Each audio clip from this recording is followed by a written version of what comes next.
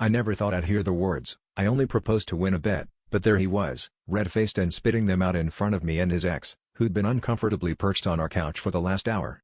The fight had started over something stupid, takeout orders, I think, but somewhere between shouting about noodles and silent, simmering glares, he cracked. My brain stalled as he kept going, like he'd been waiting for permission to unleash the truth. The ring I'd been wearing for a year wasn't even mine. It was hers, and she hadn't come to drop off a forgotten sweater, she'd come to get her diamond back. I stared at the ring on my finger, suddenly heavy and ice cold, and tried to process that the whole last year, the engagement, the promises, the late-night talks planning a future, had all been a setup. His ex just watched, arms folded, a smug tilt to her mouth as if she'd already won something I didn't know we were competing for.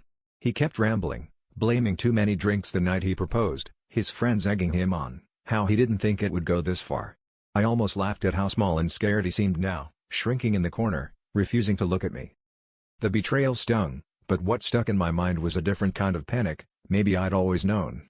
All those nights he came home late, all the times he flinched at wedding talk, the way he avoided my family. I'd ignored so much because I wanted to be chosen, to feel like I mattered more than the ghosts of his past.